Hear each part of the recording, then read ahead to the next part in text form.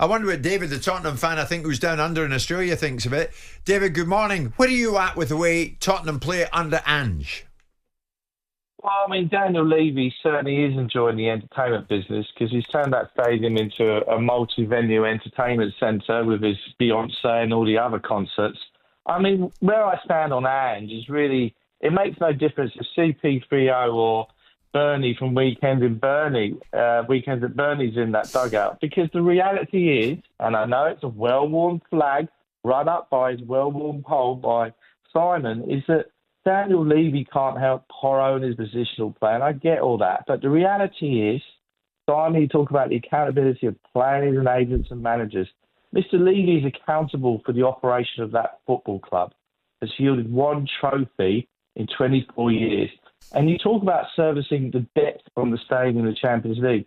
But how does that equate to the fact that we earn the highest match day revenue other than Manchester United?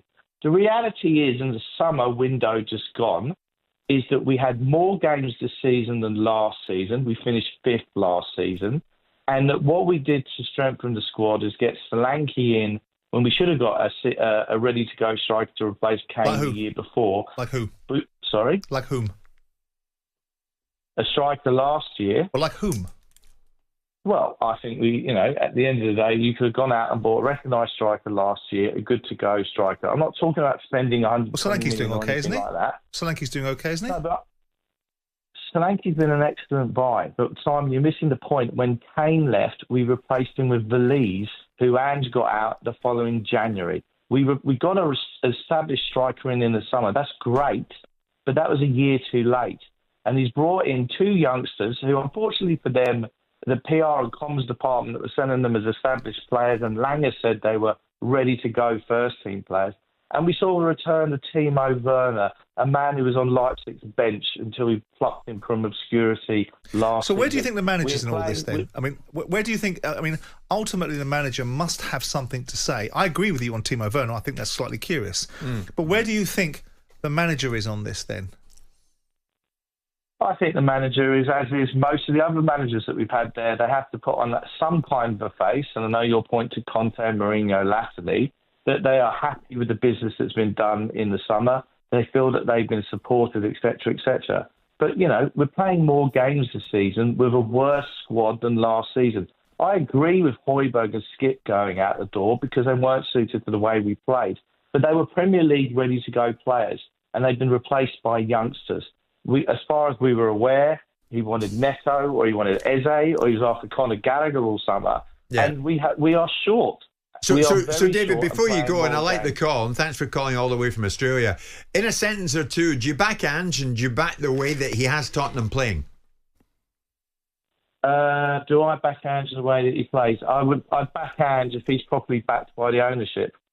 It goes hand in hand. Okay, listen, thanks for that, David. Darren's another Tottenham fan. Darren, good morning. Where do you stand in all of this? Are you getting fed up scoring 3 and conceding 6? I am getting fed up with that, but everyone's blaming the ownership. It's not the ownership. It's the problem with Spurs is the fan base. You've got one set of fan base that want this attractive style of football, and then you've got the other that want to win stuff. And it doesn't work together. You have to be united as a fan base.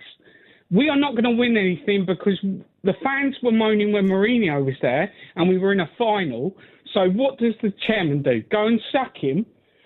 It's down to the fan base. It's a fan base that actually supported their team on the pitch. I've been going for 46 years.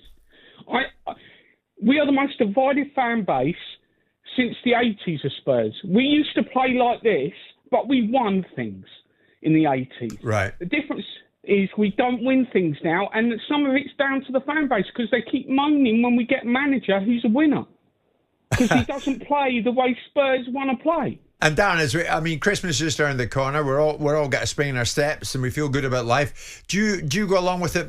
Matt in Sunninghill has said he sent in a message earlier on. I'm a season ticket holder. I absolutely love going. It's the entertainment business. I love going, but my problem with it is if you, in a calendar year, lose 11 winning games, possible you're leading a game, 11 games, and then you blow it, that is down to the manager. That is not down to the chairman.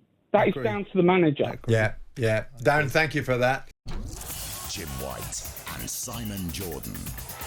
Monday to Friday mornings from 10 on AM, on DAB, via the talkSPORT app and on your smart speaker.